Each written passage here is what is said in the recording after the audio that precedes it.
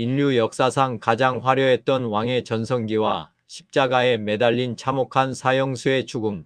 만약 이 두 가지 모습 중 하나를 선택해야 한다면 우리는 내심 어떤 삶을 더 부러워하고 있을까요? 오늘 열왕기상 10장의 솔로몬과 요한복음 19장의 예수님을 통해 세상의 화려함 이면에 감춰진 위대한 영적 진리와 우리가 받은 은혜가 얼마나 압도적인 것인지 나누고자 합니다.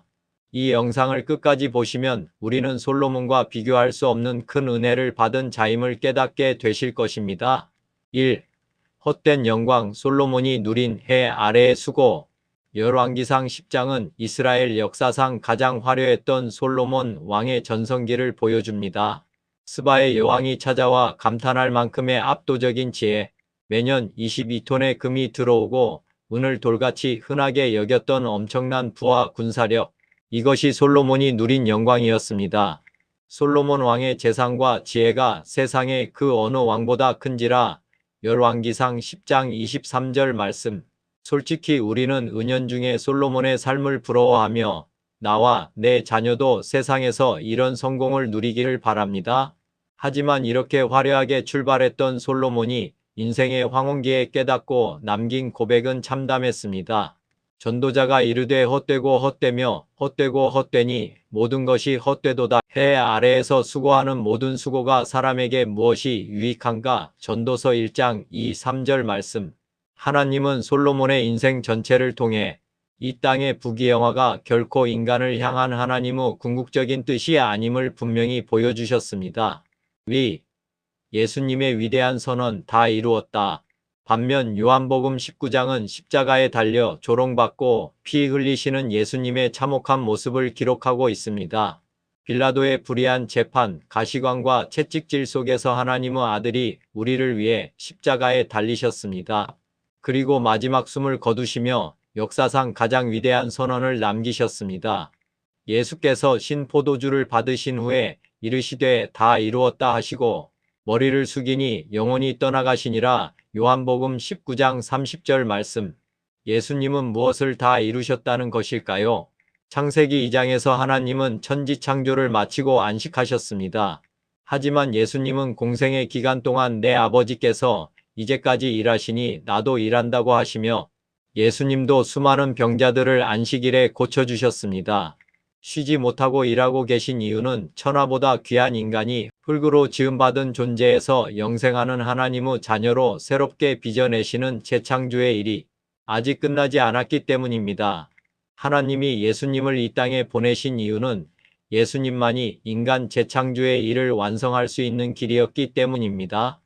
예수님조차 겟세마네에서 피하고 싶어 하셨던 그 십자가의 고난은 바로 이 위대한 재창조를 완성하기 위해 창세 전부터 계획된 하나님의 뜻이었습니다.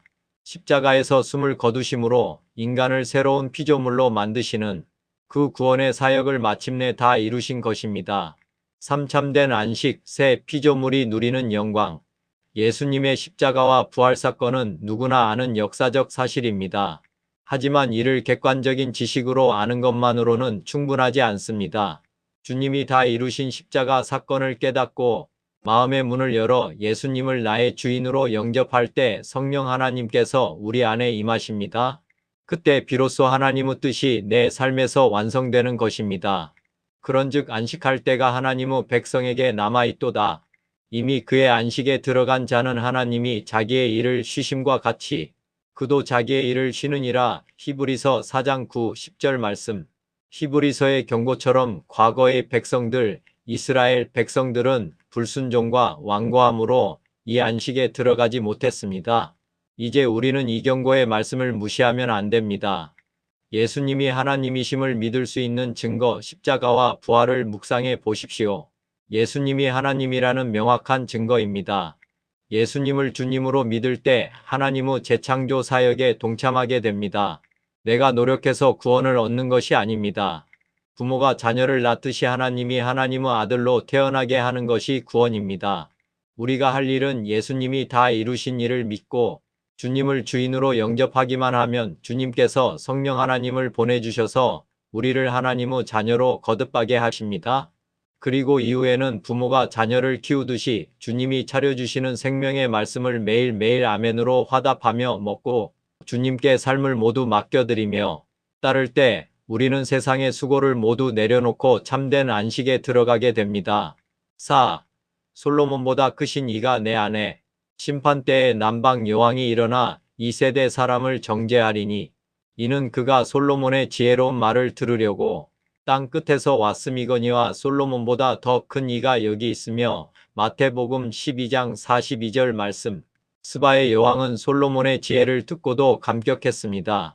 공생의 시절에 제자들은 솔로몬보다 크신 예수님을 곁에서 모셨습니다. 그러나 우리는 그보다 더 큰 복을 받았습니다. 십자가와 부활 이후 진리의 영이신 성령 하나님이 우리 각 사람 안에 직접 찾아와 거하시게 되었기 때문입니다. 우리 안에 내주하시는 성령님을 통해 언제든 지혜의 말씀을 들을 수 있는 복된 시대에 살고 있음에도 우리가 진리를 깨닫지 못하면 자꾸만 눈에 보이는 솔로몬의 영광을 부러워하게 됩니다. 나눔을 정리하겠습니다. 누에가 나방이 되는 과정을 생각해 보십시오. 누에는 자라나면서 먹기를 줄이고 결국 스스로 고치 속에 들어가 깊은 잠에 빠집니다. 그 기나긴 죽음과도 같은 잠을 지나야만 허물을 벗고 날개 달린 나방으로 부활합니다. 우리의 신앙도 마찬가지입니다.